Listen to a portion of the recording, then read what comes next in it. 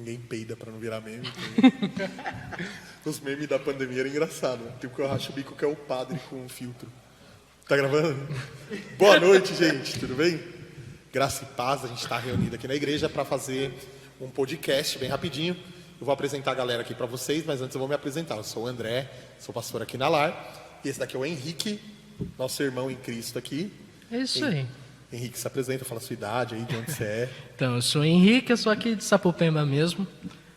Mudei pra cá faz pouco tempo e tô começando a visitar a Lar já faz o quê? Uns 4 meses. Isso. Tenho 25 anos, logo tô casando pra ficar aqui permanente. Manda um beijão pra Bia aí. Bia, te amo, viu? Ele tá até tarde, mas é por uma boa causa, Bia. O Prometo que eu acordo cedo pra trabalhar. Sou o Jonathan, tenho 26 anos. Eu tô aqui na Lar faz um tempo, acho que 1 ano e meio, uma coisa assim. Isso, por aí. E sou casado com a Thalia, minha esposa. A gente já está casado há quase 2 anos. É por isso que eu estou aqui até agora também. A gente se reuniu hoje para falar um pouquinho sobre a quaresma. E a gente trouxe o Henrique e o Joe, porque ele também faz boas perguntas. Mas o Henrique porque ele foi discipulado bastante tempo por um irmão anglicano. Isso, quando eu estava em Guaianazes, eu me tornei um ministro leigo anglicano. E o que significa isso? Significa que eu era quase um pastor, só não era casado ainda para poder ser consagrado. Da hora. Entendeu? E aí, o seu envolvimento com a igreja se deu como? Cara, eu tinha acabado de sair da Assembleia, estava buscando uma igreja reformada, né?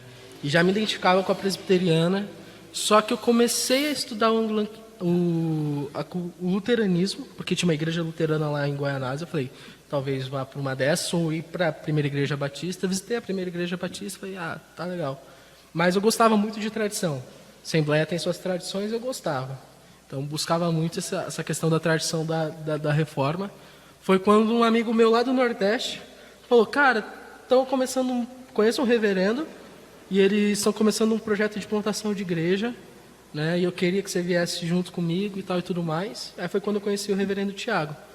E aí ele fui discipulado por ele e o reverendo Diego eram os 2 reverendos da Igreja Unida em Cristo, né?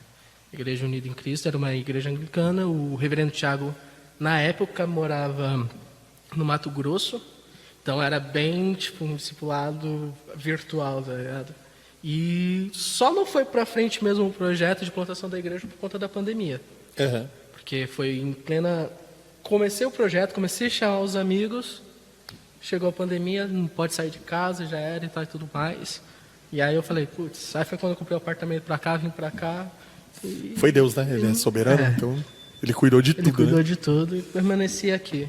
E qual que é o envolvimento do anglicanismo, ou a semelhança, ou o envolvimento mesmo com o calendário cristão? Primeiro, o que é o calendário cristão e como que você teve contato com isso? Tá, o calendário cristão é uma forma de olhar o calendário romano, ou calendário juliano, de maneira cristã para explicar os eventos de Jesus na Terra. Então, esse calendário ele começou a surgir entre o 1º século e o 2º século da Igreja, né? E ele é tradicionalmente católico, né? E com a Reforma Protestante, algumas igrejas mantiveram essa tradição do calendário, como a Igreja Luterana e a Igreja Anglicana. São igrejas oriundas da Reforma Protestante. Então, essas igrejas em si sempre observaram, e como tradição dessas igrejas foram sempre observado o calendário cristão em todo o mundo. Então, olha para o mês a partir de novembro, a dezembro olha o Advento, em janeiro a gente tem Epifania, fevereiro a gente vem com a Quaresma, depois a descida do Espírito Santo e o Pentecostes. E aí depois a gente vem para um período comum, que é onde o ministro dentro da igreja, e aí vai depender de igreja, mas o ministro dentro da igreja tem liberdade um pouco mais para falar expor aquilo que ele quer mesmo de Deus. Mas durante esse período, os períodos das festas cristãs, é bem comum de se ter uma palavra específica, né, um texto específico para se pregar em cima. Porque a ideia é de organização. Então vamos organizar tudo para fazer tudo com ordem e decência e que a igreja fique fácil para a igreja de entender o que é o cristianismo e quem foi Jesus. Praticamente o calendário cristão é para facilitar esse momento litúrgico. Entendi. Fazer alguma pergunta, Júlio? Você acredita que talvez esse excesso de liturgia ele pode limitar o pastor ou alguém que vai estar pregando nesse momento de não poder talvez se expressar, poder se manifestar contra a sua fé, de uma forma que ele queira colocar? Essa foi a primeira pergunta que eu fiz pro reverendo. Falei, porque vindo de assembleia, cara, você está despreparado, você não prepara a sua pregação. Tipo, você está lá no domingo, pode ser você que esteja para pregar ali agora e tudo mais. Hoje a gente tem a preparação da palavra. E é comum dentro do ambiente reformado, dentro do ambiente da igreja séria, você preparar a pregação antes de pregar. Por que você não prepara já o ano antes? E aí eu devolvo a pergunta, por que você não prepara o ano antes para isso? Porque se a gente conseguir preparar isso, o Espírito Santo ele é limitado? Ele não é limitado. Então ele consegue ser usado a partir disso. É uma forma mesmo mais de organização. O ministro ele acaba se prendendo a um texto, mas o Espírito Santo ainda tem um grande mover na vida do ministro, até pela organização. Entende? Entendi. Qual que é a diferença do calendário católico para o calendário protestante?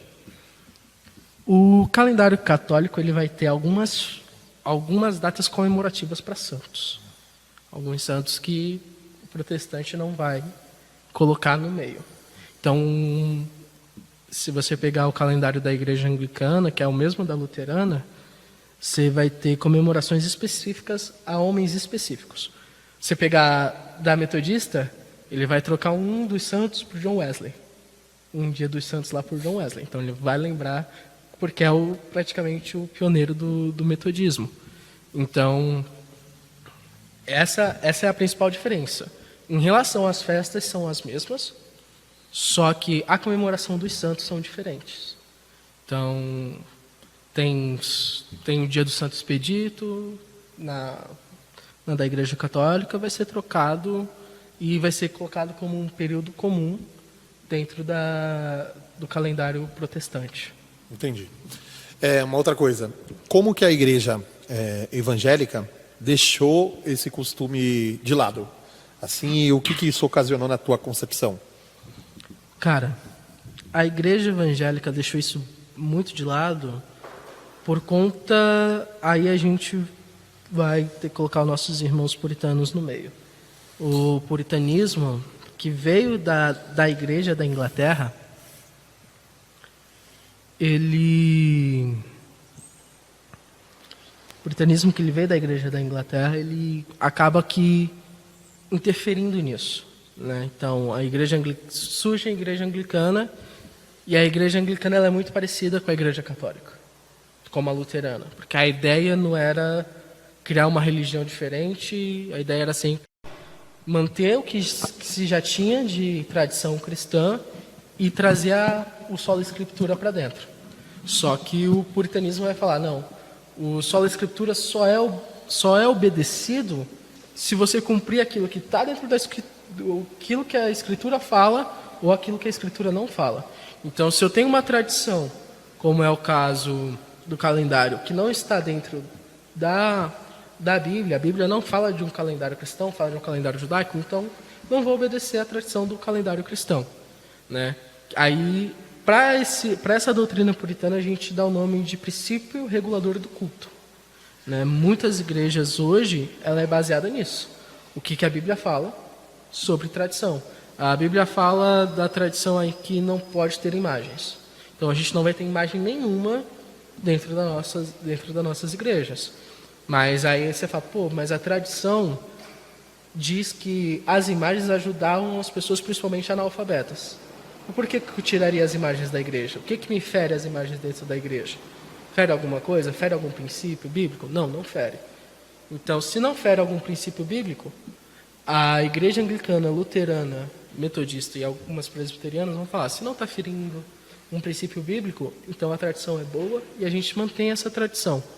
Mas como a maioria da igreja é de uma raiz puritana, até porque a gente é uma maioria pentecostal e neopentecostal, que vem, e batista também, que vem aí da raiz puritana, acaba que essa tradição é jogada um pouco para longe, porque é uma tradição, pode-se dizer, católica. Então, fala, para a gente se diferenciar da igreja católica como um todo, então, toda a tradição da igreja, a gente joga fora. Só que a gente perde muita coisa. Por exemplo, perde história. A história da igreja é baseada na tradição. Então, você tem... Sem a tradição, você não conheceria o que aconteceu no primeiro, no segundo século. Sabe? Por conta da tradição, por conta que se manteve uma tradição, você sabe como era, por exemplo, o batismo naquela época. Você sabe qual era a briga daquela época. Entre relação, por exemplo, ao batismo ou em relação ao gnosticismo, que dizia ali entre a trindade ou não, a briga da trindade. Isso, quem me diz, é a tradição. A Bíblia não vai me falar o que aconteceu depois que os discípulos morreram. As tradições de cada morte dos discípulos que não estão descritas na Bíblia. Como é que eu sei? A tradição vinda da igreja. Então, se eu pego a tradição e jogo fora, eu jogo fora a história da igreja. E se eu jogo fora a história da igreja, eu não conheço de onde eu estou vindo. Não consigo conhecer minha própria casa, minha própria religião. E assim, é muito pertinente a gente falar disso hoje, porque a gente vai começar falando da quaresma. E a quaresma, primeiramente, ela tem muito a ver com o carnaval, né? Isso. Aí eu queria que você explicasse um pouquinho sobre essa relação.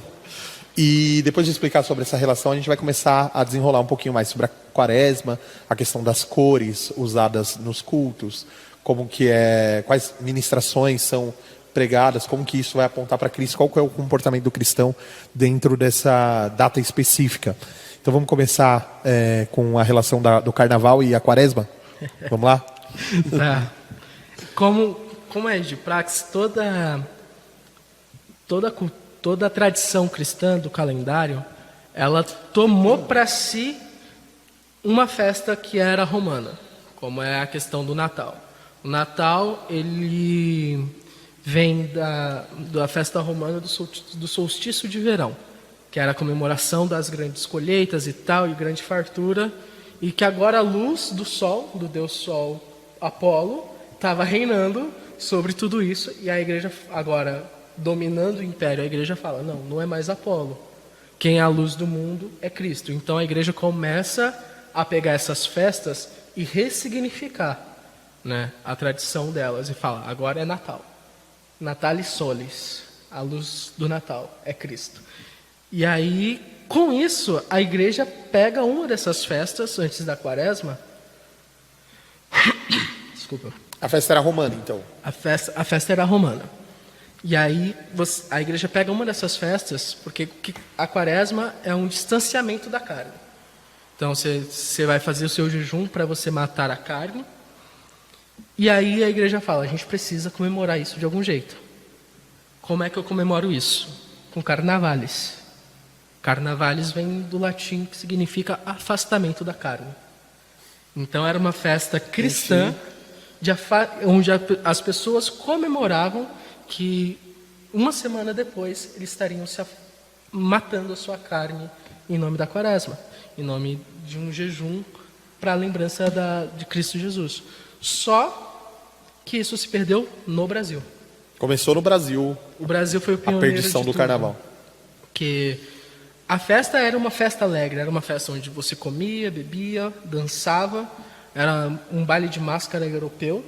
Começou ali um pouquinho na Europa a se distanciar disso daí, o pessoal ficou meio louco. O ser humano é meio doido assim, né? Gosta de aprontar das suas. Mas quando chegou no Brasil, o Brasil perverteu tudo isso daí. E aí o Brasil virou o símbolo do carnaval. Só que o símbolo do carnaval do Brasil é depravação total. Literalmente, né, mano? Literalmente. Tipo, sexo na rua, prostituição infantil, cachaça até umas horas. Isso.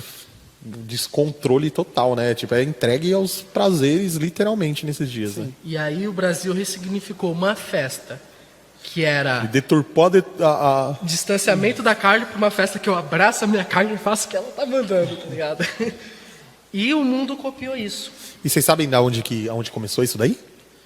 Cara, onde começou exatamente, não. Você sabe, João? Não. Mais ou menos? A gente sabe que o Brasil é o pioneiro. Ele foi o primeiro Do a método, deturpar. né? É. E foi o principal, tão tal que é conhecido como país do carnaval por conta disso. E aí a Europa começou a imitar o Brasil em relação a isso. Então, tipo, como é que é o carnaval no Brasil? Ah, o carnaval no Brasil é assim, é mais divertido do que a gente afastar a carne, né? Nossa, então o bagulho, a coisa é o oposto, literalmente, o que acontece aqui. Isso. Tipo, se era um afastamento da carne, a gente vai mergulhar na carne. E você acredita que é intencional? Acredita, agora aí a gente vai apelar para o mundo espiritual. Acredito que foi obra do diabo mesmo. Para subverter mais uma festa bonita. Uhum. Que seria ali uma festa linda cristã. Onde a gente se alegraria por estar matando a carne. Agora o pessoal se alegra por estar abraçando a carne. Né? Tem muita obra humana ali, mas vamos colocar ali O agente principal. o agente principal, Satanás mesmo. Então era como se fosse uma preparação para a quaresma, o carnaval. Era uma preparação para a quaresma. E aí, por conta de agora o carnaval significar outra coisa, a igreja se distanciou. A igreja que antes dominava as culturas e as festas e ressignificava elas, agora teve uma festa sua criada por ela, que a igreja criou o carnaval, criada por ela, deturpada. E aí a igreja cancela o carnaval e fala: o carnaval já não faz mais parte do calendário. Entendi. Já não E faz fazia mais parte do calendário cristão. Fazia parte. Entendi. E aí, a quarta-feira, depois desse período de carnaval, é a quarta-feira de cinzas. Quarta-feira de Aí a galera acha que é cinzas porque a galera ficou só o pó durante o carnaval arruaçando. Aí tá só cinza na quarta, com enxaqueca e os afins. E por que é quarta-feira de cinzas? E é o começo da quaresma a partir desse dia. A quarta-feira é de porque depois do término do Carnavales, vamos fazer a diferença do carnaval para o Carnavales, para ficar melhor de se entender. Você agora está matando a sua carne. Então, você tem que voltar ao pó. É um tempo de quebrantamento. E aí é um jejum até meio-dia. Um período de jejum até meio-dia. E a ideia da quarta-feira de cinzas é exatamente essa. É baseado em Gênesis. Você é pó e ao pó voltará. E é baseada toda também na ideia judaica de se vestir de pano e cinzas. Panos que só cobriam a nudez e jogava cinza como forma de arrependimento, de desespero, de angústia pelo quem você é. Então você olha para a quarta-feira de cinzas e olha, fala: eu sou um pecador. E Cristo está prestes a morrer daqui a 40 dias. Eu vou lembrar da morte dele, por mim. Então, estou Me preparando para isso. e me colocando no meu lugar, vamos dizer assim. Exatamente. Me colocando no meu lugar nesses dias porque Cristo, Porque Cristo a data em que Cristo morreu por mim vai chegar. vai chegar. Entendi. A Páscoa está chegando, então é esse período que agora a gente chama de período solene. Sim. Então, Quanto maior a preparação, melhor, né? Fica a memória, melhor fica o memorial mesmo, para marcar a infância, para marcar as nossas vidas mesmo com um tipo de tradição, né? Toda tradição ela tem esse processo, né? é por isso que é importante a tradição. Uma igreja sem a tradição é uma igreja que é praticamente morta em história, sabe? Porque as famílias têm tradições. Você conhece a história da sua família por conta da tradição. É meu avô que fazia isso e tal, meu bisavô que era daquele jeito e tal e tudo mais. Então, você conhece a sua família por conta da tradição da sua família. Então, você vai conhecer a igreja de Cristo pela tradição que ela tem durante a história. E isso, ser ensinado, tem que ser muito importante. Passado desde pequeno. Se você pegar o luteranismo mesmo, eles vão pegar o catecismo menor que eles passam para as crianças, é baseado no calendário cristão, e desde pequeno eles aprendem todo o sentido do calendário. Então, o calendário, ele tem uma influência muito forte no estilo de vida da igreja. Da igreja. Porque, de por um exemplo, cristão. ela chegando no período da quaresma, ela começa a lamentar, a se aprofundar, que é uma coisa muito importante também a gente falar aqui, é que a teologia triunfalista, que é majoritariamente neopentecostal, ela despreza a cruz. Ela diz que Jesus ressuscitou, a cruz está vazia. Né? Lembrar de Cristo crucificado é quase que uma blasfêmia, porque é um Cristo derrotado, é um Cristo aflito de Deus, né? Conforme disse Isaías. Mas quando a gente olha a importância do evento em si e a preparação da igreja para esse dia, a gente começa a ajustar as expectativas para o dia da Páscoa. E isso, por exemplo, para uma criança é extremamente importante para ela aprender a valorizar o evento que é o ápice do cristianismo, uma vez que a Páscoa aconteceu, né? A gente acredita que o retorno de Jesus vai ser tão glorioso quanto, no entanto, a Páscoa é o que aconteceu, o que a gente tem de história. Então a gente passar por isso, valorizando isso, não sei só uma data que a gente vai lembrar 2 dias antes no domingo, passando na lojinha para comprar o ovo de Páscoa para a criança, mas a gente vai lembrar a partir da quaresma, lamentando, se colocando no seu lugar, como pecador, como aquele que realmente se derramou diante de Deus durante esse período, jejuando, negando a sua própria carne. Quando chegar a Páscoa, ele está preparado para aquilo, para aquele entendimento, para aquela iluminação, para aquela parte da vida dele que é tão importante, né? Ele é cristão, pô. Sim, e até complementando o que você tinha falado referente à ressurreição, a ressurreição nunca faria sentido sem a morte, né? E a morte... Um pouquinho mais perto de um. Sim, a morte, ela faz parte do processo para nós lamentarmos também as nossas mazelas. Nós conseguimos meditar mais, muito, muito mais esse processo, e a ressurreição ela ganha uma cor, ela ganha um sentido de esperança, que foi justamente o que aconteceu. Quando os discípulos quando Jesus morreu, os discípulos estavam totalmente desorientados, porque, nossa, ninguém vence a morte, como você tinha citado. Mas quando Jesus ressuscitou, tudo aquilo ganhou um sentido. Todas as palavras dele ganharam vida. Então, acho que a gente não estava lá, não tinha como estar lá, mas é alguma forma de manter viva essa mesma esperança que os discípulos mantiveram, né? Que é um exemplo de que a morte de Cristo gera vida, que aí vai da interpretação bíblica, mas a interpretação bíblica que eu, Henrique, dou, é que no momento que ele morre, os mortos ressuscitam. Sim. Spoiler do retorno dele, né? Tipo, vou dar para vocês um pouquinho Entende? do que vai Então, acontecer no meu reino. Então a morte de Cristo ela é muito importante. Essa ideia é uma ideia até de, por exemplo, não ter a imagem de Cristo crucificada. Não vou citar aqui, mas já vi um pastor tipo olhando assim, tipo ensinando pro filho dele, porque o filho dele viu uma imagem católica lá de um Cristo crucificado e perguntou para ele: mas pai, esse Cristo aí, você fala que é mais forte que o Super-Homem, mais forte que o Hulk, mas tá lá todo arrebentado dentro da cruz. E aí ele fala: não, porque essa não é a imagem verdadeira de Jesus. Tá vendo? A cruz vazia é a imagem verdadeira de Jesus, Jesus ressurreto. Uma demonstração de poder que tem ali de Jesus, ele levando sobre si todos os nossos pecados, e ele está todo arrebentado na cruz. A cruz vazia vem depois. E tem associação também ao fato da gente se sentir incrível, né? Sim. Jesus nos comprou porque nós temos um alto preço, um valor inestimável, e tinha que ser dessa forma para nos comprar, uma vez que a gente tinha valor, né? Mas não tem a ver com isso. É que a crucificação foi no meu lugar, e que ao olhar para o Cristo crucificado, eu enxergue o tamanho do meu pecado e a punição que ele merecia. Isso. Né? E me arrependa. Ali, a cada machucado que é expresso pelo artista é mostrando que, cara, essa imperfeição sou eu. Sim. Que um machucado, você está pegando um corpo perfeito e ferindo ele, e ele já para de ser perfeito.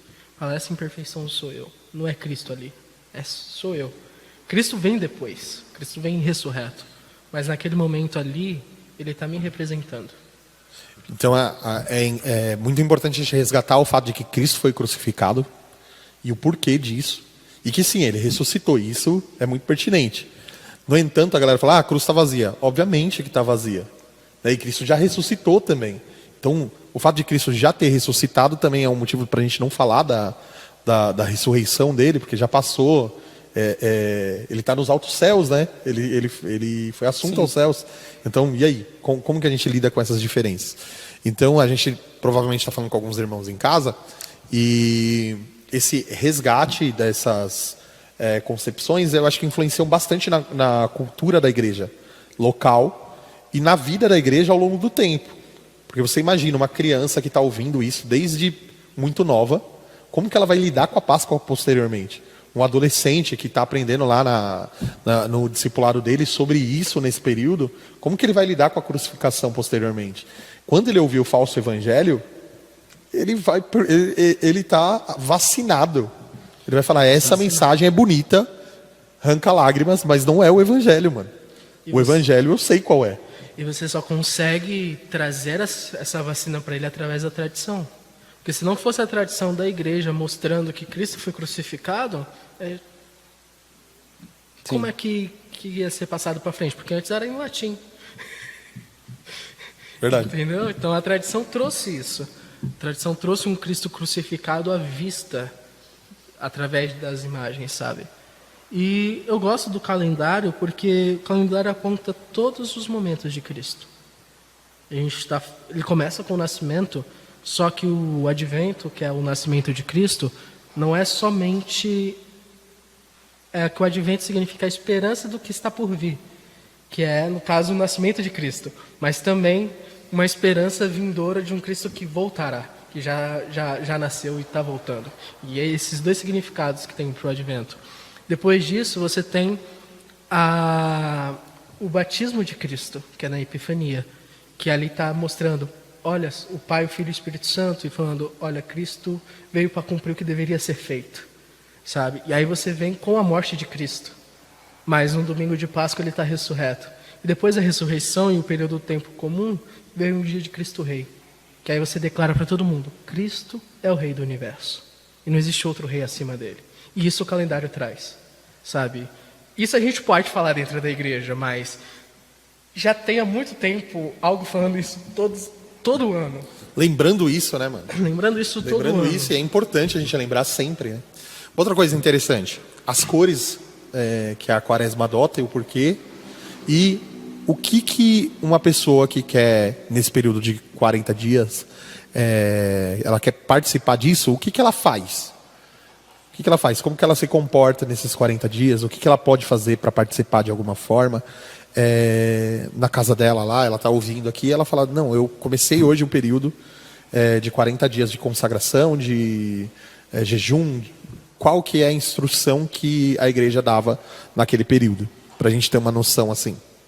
Tá, primeiro das cores, o calendário litúrgico ele é separado praticamente principais assim, são 4 cores, que é o roxo, branco, verde e vermelho.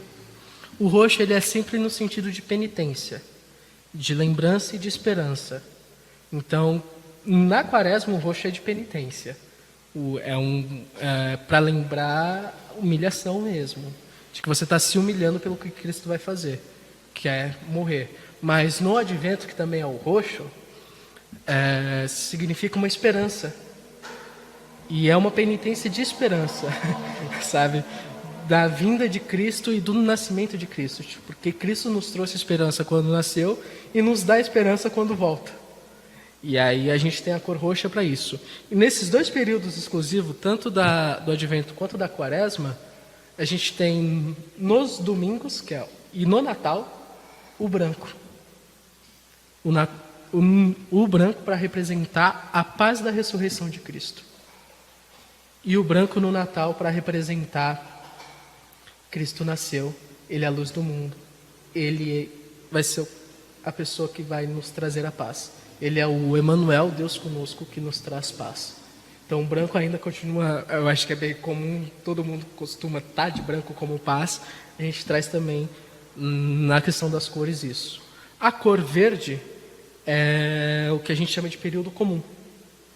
A cor verde ela é representada pelo período comum e é uma cor que a gente pode trazer como liberdade, esperança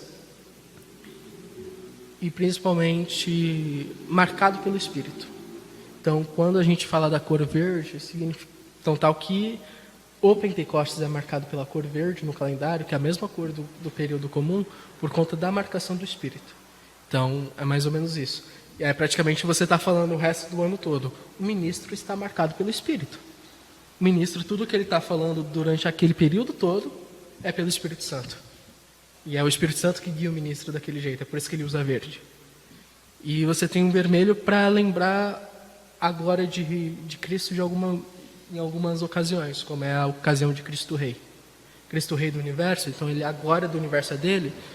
Então aquele dia específico a gente vai usar o vermelho dentro da liturgia anglicana, luterana. Então praticamente são essas 4 cores. Aí vai diferenciar do lecionário de cada igreja, que traz alguns significados de cores diferentes também, dependendo do lecionário. Agora falando especificamente da quaresma, como uma pessoa pode participar dela, ela tem 3 pilares principais: oração, jejum, Diária, né? Uma oração diária. Que já deveria acontecer antes da quaresma, né? Mas aí intensifica. Mas aí carnaval... O carnaval impediu, né? Impediu. Mas é uma oração diária.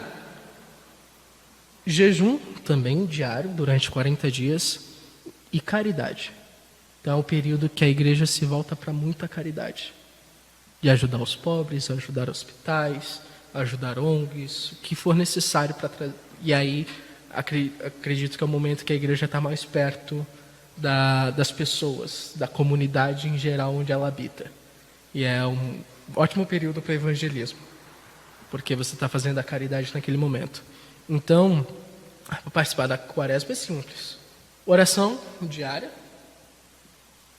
Escolhe algum tipo de jejum, que aí vai depender da interpretação de cada um de jejum, mas principalmente a gente sabe que o jejum não é para alguma coisa em troca. Você não está fazendo na quaresma um jejum para você receber um carro, por exemplo, ou uma casa, ou qualquer outra coisa, não.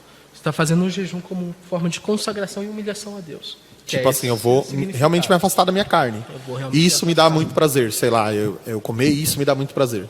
Eu comer dessa forma, esse horário, é a minha melhor refeição. Então eu vou abrir mão disso, e aí eu vou orar nesse momento, eu vou consagrar esse momento, eu vou me aproximar de Deus, orando, fazendo um devocional nesse momento. Exato. Durante esse período. E o bacana é que a quaresma aponta para a Páscoa. Ela é um apontamento para a Páscoa. Então os devocionais, aí é uma dica minha, né? Eu deturpando a quaresma aqui. É uma dica minha. É muito legal se você também apontar os seus devocionais para Páscoa. Você meditar sobre as últimas frases de Cristo, os últimos feitos dele, a oração sacerdotal, meditar sobre a agonia no Getsemane, a traição, o lava-pés, enfim, a mulher derramando o perfume nos pés de Jesus, começando nos últimos dias de Jesus e caminhando para a Páscoa, também é interessante para já ir gerando um clima, né? Quem costuma ter um lecionário em casa, seja luterano, seja metodista, seja anglicano ou presbiteriano, eles vão separar as palavras certinhas para cada período. Então, vamos supor, no Advento você tem a separação das palavras pela semana do Advento, que é começando ali com João Batista, a anunciação de João Batista, o Cântico de Maria, quando ela percebeu que estava grávida, a anunciação da gravidez de Gabriel para Maria, né? Depois a gente tem até a citação de Simeão, que foi quando Jesus foi circuncidado, que o cumprimento lá de que ele, cara, eu vi o meu Senhor ainda no último momento, ainda vi o meu Senhor. Então, a gente tem todo esse período, todas essas passagens cronologicamente colocadas dentro desse período cristão, que é para a igreja se guiar nesse momento. E a mesma coisa acontece com a quaresma. Então você vai ter todo o período dos últimos dias de Jesus Cristo na Terra. Você vai ter todo o período, inclusive antes do Pentecoste, tem um curto período de tempo comum que é focado exclusivamente nos 40 dias de Jesus na Terra com os discípulos.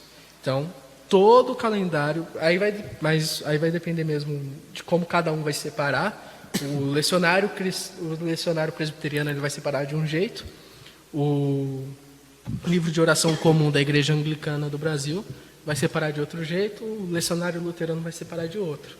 Mas, normalmente, tudo dentro do calendário vai apontar para aquele período. Muito legal. Estimula o imaginário demais, né? A pessoa ela já entra na Bíblia, velho. Sim. Muito legal. E se torna um estilo de vida mesmo, né? A ideia do calendário é essa. A ideia do calendário é a pessoa mergulhar a vida dela dentro da Bíblia com o sentido de mostrar Jesus. Sabe? Quem vive no calendário cristão pode ser pessoalmente, como é no meu caso meu e da Bia e tal e tudo mais. A gente começa, por exemplo, chegar no Natal é uma interpretação completamente diferente do que a gente tinha períodos atrás. Você sabia? Nascimento de Jesus, mas é festa mundana agora e tal e tudo mais. Não, agora você traz um significado completamente diferente. A gente separa canções para isso. Sim. A gente separa palavras para isso. Tempo de Quaresma, cara, estamos jejuando. E o bacana é que assim, né? O período que você passa na igreja, ele é muito pequeno. Ele é muito pequeno. Sim. Então, isso é um estímulo para aplicação na vida que muito provavelmente os antigos já tinham essa percepção de dificuldade. Que é onde a gente se perdeu como igreja. A gente que eu falo é a igreja em si. Sim. É exatamente onde se perdeu. Então, um erro que aconteceu na história, que foi consertado, e que porque a gente não atentou, a gente comete de novo, né? É incrível esse caminho. Né? Já acharam a solução e a gente traz de novo o problema, né? Porque o ser humano, ele carece de tradição. Tanto que, às vezes, quando a gente abre mão da tradição cristã, ou que tem alguma virtude, a gente abre precedente para uma tradição secular. A gente quase sempre acaba pegando alguma coisa ou que é um elemento cultural que não tem nada a ver com o cristianismo, mas a gente adentra como se fosse nosso, porque a gente não conhece as nossas próprias. Né? E é bom dizer da tradição cristã que ela é cristã, acima de todas as coisas. Ela é cristã, ela não é judaica, ela não é islâmica, ela é cristã. O cristão tem suas tradições, não preciso pegar emprestado de outro lugar, sabe? Ou preciso inventar alguma coisa nova.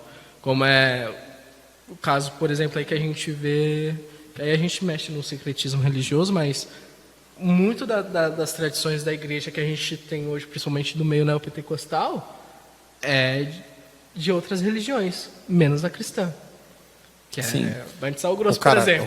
O cara abomina a quaresma, mas pede para levar a meia com sal amarrada na igreja. Exato. Isso é paganismo.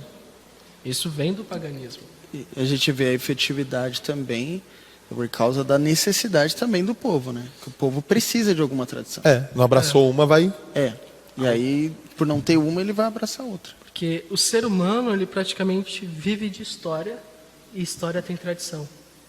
Então, o ser humano, ele é um ser sociável. Então, por ser sociável, ele vai criar histórias para si. Então, a gente tem... Se você vai para o meio não religioso, para o meio mais cético, você vai ter a história de uma evolução. Mas ele criou uma história. Uhum. Ele criou uma história, tem uma tradição, tem um método, tem tudo. Tem um Deus. Sim, e transformou a que já estava, né? Porque muitas tradições foram alteradas. Acho que não seria diferente com o cristianismo. Virou tradição cristã, mas muitas coisas, elementos que eles pegaram que não tinha nenhuma representação contrária, ele atraiu e, de alguma forma, glorificou a Deus através desse meio, né? E é um choque quando a gente fala da tradição cristã, porque agora aqui palmas para os irmãos católicos, eles manteram a tradição cristã, sabe? Com certeza. Eles manteram a tradição cristã.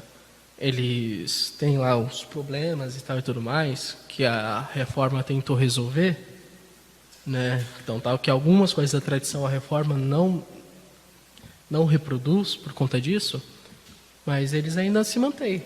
Todo ano você vê católico fazendo a quaresma. Sim. jejuando de carne, por exemplo, comendo peixe.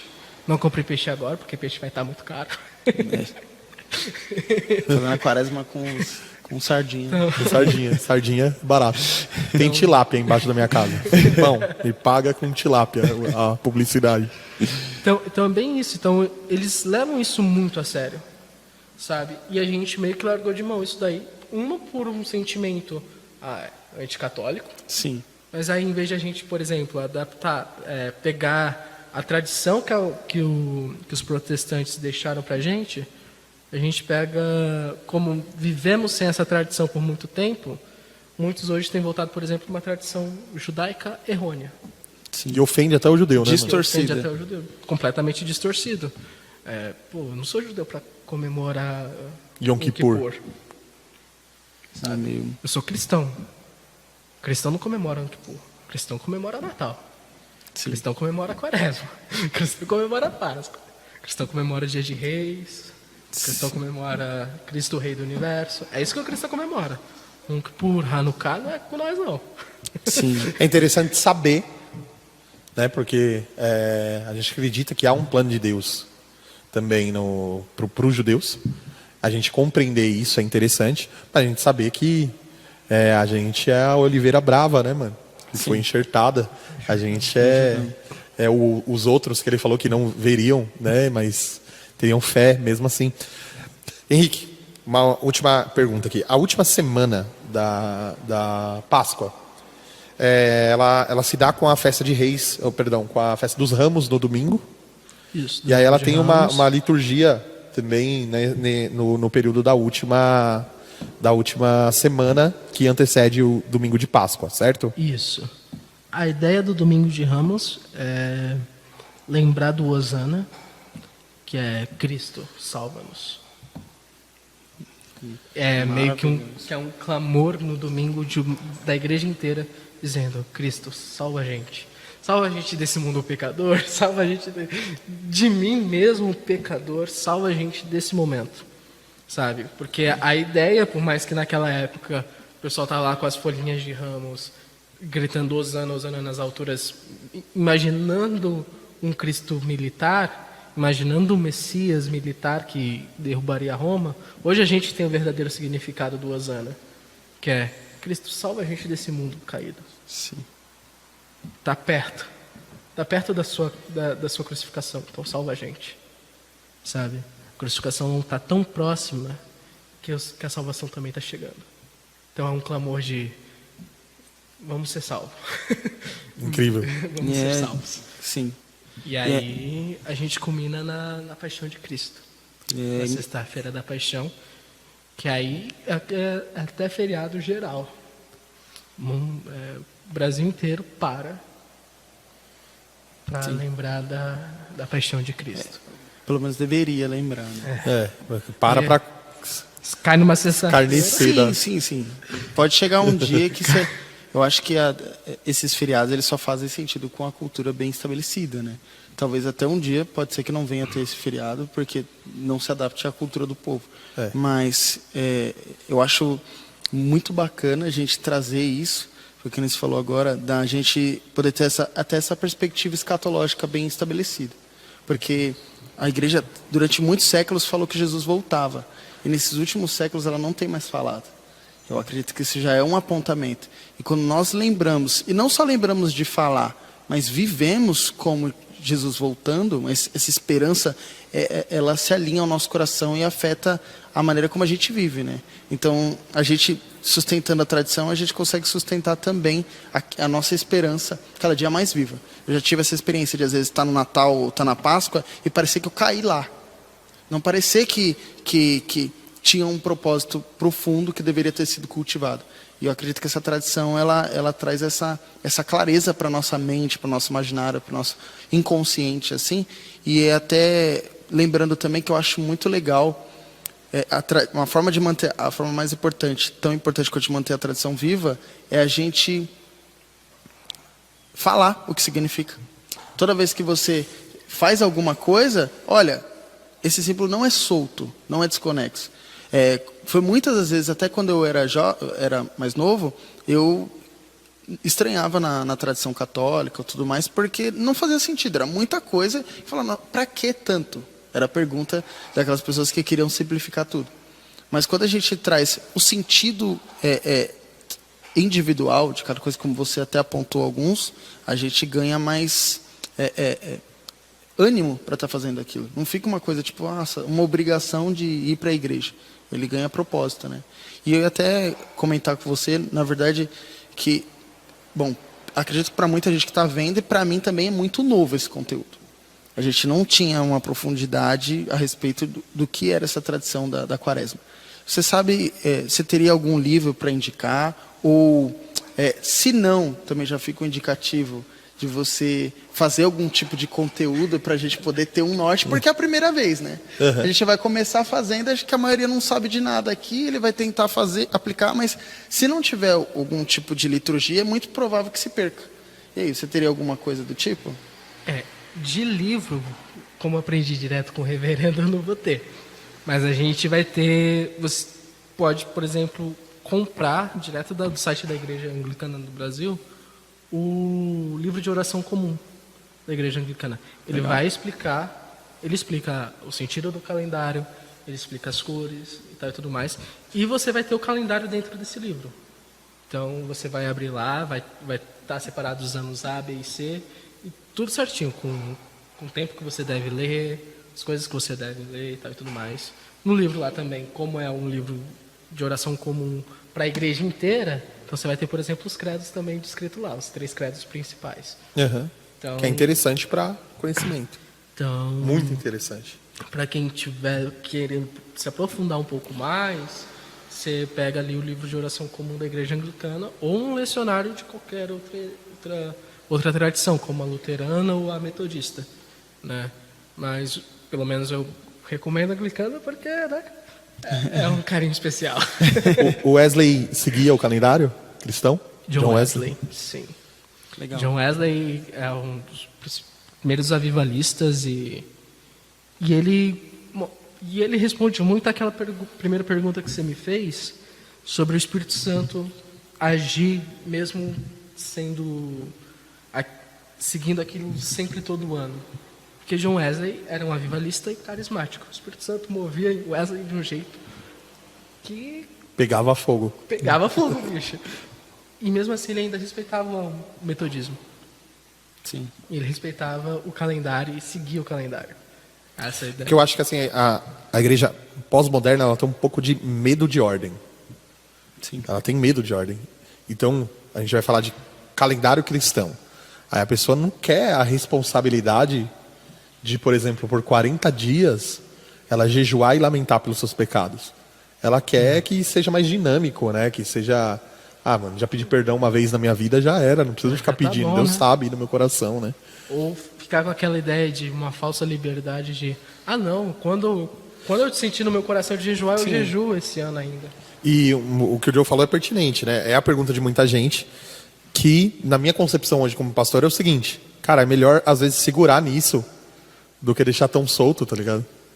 É melhor segurar nisso. É o que eu falo pra galera. Prega expositivo, por exemplo, é a mesma coisa. Prega expositivo, por quê? Você não tem como fugir daquilo. Você vai ter que pregar o texto, mano. Mas eu tive uma ideia de falar de uma... Não consegue, mano. Você vai ter que ler o texto, começar e terminar, né? E ler bem, né? Porque talvez seja a única vez que Deus vai falar no culto é na leitura bíblica, né? Então, leia bem, vai lá, prega e tal, e você acaba ficando preso no texto e não fala o que você quiser. E isso é bom, e o Espírito Santo se move nisso. Né? O Espírito Santo se move quando a palavra de Deus é exposta, o Evangelho é exposto, e aí corações se arrependem, e o Espírito vem e sela escrevendo a lei no coração dessas pessoas. Então, mano, ninguém prega o que quer. Mas a liberdade e tal, não sei o quê, ela é limitada pela palavra de Deus. E às vezes a gente vê que esses limites é o que está sendo quebrado. Então, por que quebra ou não respeita uma tradição? Não respeitou a tradição, depois ele não vai respeitar a palavra de Deus. Depois ele não vai respeitar a ordem do culto. Depois ele não vai respeitar os dias de reunião. Ele vai indo para um nível de desordem enorme. Né? E eu acredito que isso, na verdade, faz com que o Espírito Santo de Deus se manifeste, né? Até porque o culto é feito com ordem, decência e principalmente com razão. Sim, culto racional, né? É um culto racional. É um culto onde você pensa antes de fazer qualquer coisa. Você não sai fazendo qualquer coisa. Porque se você faz qualquer coisa, você é humano e você é pecador. Da sua boca vai sair uma heresia. Uhum. Se você não está limitado pela palavra, se você não está limitado pela tradição, você vai fazer o que a tradição... Você vai fazer o que o seu coração mandar. E o seu coração é enganoso. E assim, um outro jeito de responder é que, por exemplo, o que está acontecendo em Augsburg, se eu não me engano, está rolando lá o culto até hoje. Pessoas do mundo inteiro indo para lá. E é uma igreja que é tradicional. Uma igreja tradicional. Aí você fala assim, caramba, como, né? Então é o jeito que Deus... Quando Deus quer, mano, ele pega o presbiteriano e aviva, mano. Viva. É assim que... E é isso. Gente, vamos lá, para vocês compreenderem melhor o porquê que a gente fez essa live. Hoje, a gente começou um período de 40 dias apontando para a Páscoa. A gente vai jejuar, separar um momento de oração, jejum, consagração.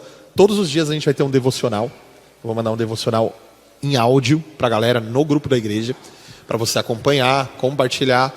Para a galera que tem um pouco mais de dificuldade de ler o texto, compreender, porque existem muitos irmãos que sabem ler a palavra lá, mas não sabem interpretar o texto. Então, a interpretação do texto ali, a gente vai ler de maneira mais simples possível o devocional. Vai ser de no máximo 5 minutos o áudio, o que já é um absurdo para a galera. Um devocional de 5 minutos, né? Aí você vê que o negócio tá ruim, né? Fala assim, a gente vai mandar uma palavra de 5 minutos. Pô, não consigo ouvir, velho, não tenho tempo. Não tenho 5 minutos para parar para ouvir a palavra, né? Terrível. Aí a gente, durante esse período, nós vamos fazer isso, apontando para a Páscoa.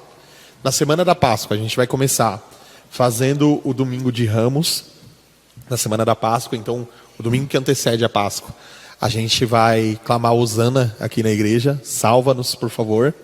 Né? Muito legal a ênfase do Hosana, né? Eu achava que era uma mulher. Quem é essa Rosana das alturas aí? Quem é Rosana, né? Chama Rosana na igreja lá, na minha primeira igreja, e cantavam Hosana. Eu falava, mano, que cantam pra mulher, mano. A gente vai vir aqui para fazer isso. E a gente, na semana, na quinta-feira, vai fazer um jantar. As pessoas vão fazer o jantar em casa. A gente está fazendo um PDF com as instruções. Nós vamos fazer um discipulado com homens antes, porque os homens vão levar a palavra para dentro de casa no jantar. Eles vão compartilhar a palavra com a família, vão orar por todos de casa, vão comer juntos, partilhar do pão. As famílias que têm dificuldade de fazer um jantar assim, não tem mesa em casa e tal, vão comer na casa de outros irmãos também. E aí vai ser compartilhado, vai ser muito legal numa quinta-feira. Na sexta-feira a gente vai fazer a Sexta-feira da Paixão, a gente vai falar sobre a crucificação. No sábado a gente vai fazer um período de oração na igreja, onde a gente vai vir aqui a partir das 8 horas da manhã, e a gente vai passar o dia aqui orando juntos. E no domingo a gente vai fazer a celebração da Páscoa, todo mundo junto aqui, da ressurreição, né? No domingo aqui na igreja. Então a gente vai começar com esse período de 40 dias, que vai finalizar na Páscoa. E a minha oração é que todos os irmãos da nossa comunidade se atentem para essa data de maneira melhor, e que a gente, nesse período, a gente estimule a nossa expectativa quanto à data em si. É importante a gente lembrar, é importante a gente passar por isso de novo. Uma outra coisa muito interessante aqui que a gente conversou é que o Henrique, ele é adepto do calendário já há alguns anos. Eu conversei com ele ano passado sobre o assunto. Inclusive foi um dos motivos da gente estar conectado, né? A gente conversou sobre o assunto, eu já me interessava pelo assunto, e o ano passado o Senhor tinha colocado algo no meu coração para que estimulasse o imaginário da igreja, e a gente, de maneira mais sadia, trabalhasse essas datas que são tão importantes para a nossa fé. Então, essa parte da igreja, esse momento da igreja, é importante que todos os irmãos participem, que todos os irmãos se lembrem nesses dias, apontando para a cruz, apontando para o sofrimento de Cristo, e se colocando no seu lugar de pecador. se colocando no seu lugar de alguém que é mortal e que certamente vai provar a morte um dia. E quando a gente comemorar no domingo a ressurreição do Senhor, a gente também comemora a nossa ressurreição. A gente também aponta para isso, falando, uau, olha que incrível. Nós, ainda que somos tão pequenos e pecadores, por meio da graça de Jesus, podemos obter a ressurreição dentre os mortos. E esse caminho que a Quaresma passa, ele é muito evidente, mano. Ele é muito claro. E quando a gente passa a viver isso de maneira íntegra, todos os anos, até o fim da nossa vida, chegar um momento que essa compreensão ela vai ser tão rica e maravilhosa para a nossa família, que os nossos filhos vão provar disso de maneira como se fosse uma tradição de família mesmo, né? E a gente passar isso para os nossos filhos, acredito que vai ser maravilhoso, né? O Martim, o meu filho, o filho do Henrique, quando estiver aqui na igreja posteriormente, a criançada da igreja aí, vai viver isso de maneira muito especial e diferente da gente, que entrou de sopetão, fazendo as cantatas, né? A gente acha que homenageia Cristo com uma cantata, né? Aí se prepara nas cantatas e vai cantar um dia, né? Aí dá mó treta, porque a menina que solou era pro outro solar, o instrumento, não sei o quê, e a glória acabou, esvaiu-se, foi treta, esvaziou o louvor. Gente, quero agradecer a presença de vocês aí. Agradecer ao meu irmão Henrique, o Joe, que ficaram até tarde aqui na igreja com a gente. Nós vamos estimular um pouquinho mais algumas outras lives. A gente vai voltar com alguns outros programas, conteúdos e tal. Então você que não é inscrito no canal, se inscreve no canal. Você que já é inscrito no canal, passa para 3 pessoas que ainda não conhecem o canal. Os nossos conteúdos vão ser alguns podcasts. Nós vamos fazer alguns assuntos aleatórios, assim como esse daqui. Um nome bom, Tamo né? junto. Assuntos aleatórios. Podcasts, assuntos aleatórios. A gente vai ter o Você Conhece, que é apresentando os irmãos da igreja para a comunidade. Então, por exemplo, a gente vai pegar o Henrique, a Bia, bater um papo para apresentar eles para a comunidade, eles conhecerem de onde eles vieram, o que eles creem, casaram há quanto tempo e tal. A gente teve uma experiência muito legal com esse programa.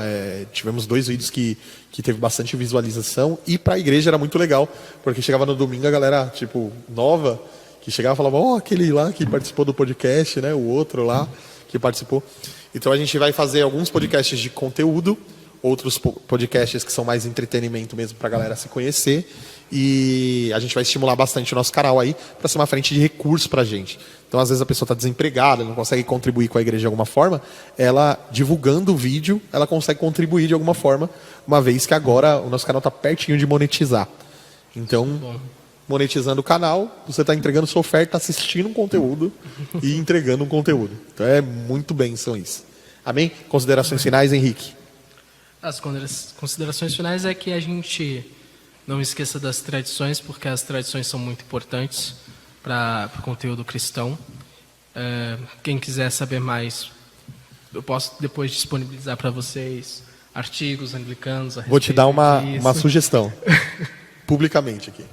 Pega o seu Instagram e faça alguns vídeos, mano, e publica lá. Tá. É um assunto que tem bastante gente que se interessa e tem pouco conteúdo para consumir. Então pode deixar que vou alimentar o Instagram durante esses dias, então. Fiz algumas postagens só no Advento e tá tudo certo. Tá certo, pô. Não, então vou alimentar um pouco mais o Instagram. Então, que a gente venha, nesse período de Quaresma, realmente se santificar, entrar nesse momento de penitência, de se humilhar pelo que Cristo fez. Vamos respeitar aí também os 40 dias de jejum, e jejum sem oração. Não é jejum, então 40 dias de jejum com 40 dias de oração. Só uma coisa. A galera que provavelmente vai perguntar, o jejum é total, o dia inteiro, sem comer nada? Eu morro, eu tenho bariátrica, né? Igual minha esposa, a Roberta, A Bia não aguenta, não. A Edninha, a galera, todas essas pessoas têm bariátrica na igreja. Então, não é ficar sem comer o dia inteiro. Não é uma coisa radical assim. Não. É você abrir mão de um prazer seu. Então, o que te dá muito prazer? Nesses 40 dias, você vai abrir mão disso. Né? Mas é errado jogar videogame? Sei lá. Meu prazer é chegar em casa e jogar um game. Então Cara, você não vai jogar videogame. Você não vai jogar videogame e você vai orar nesse período e você vai entregar esse prazer que você tem ao Senhor. É comer. No meu caso é comer à noite. Eu falei pra galera. Eu gosto de chegar em casa e comer uma comida bem pesada à noite e ficar acordado até tarde estudando. Então eu como bem à noite. Durante o dia eu não como tanto, mas à noite eu como bem. Então o que eu fiz? Das 10 horas da noite até o outro dia, 12:30, eu não como nada. É o meu jejum. Só que nesse período eu também oro.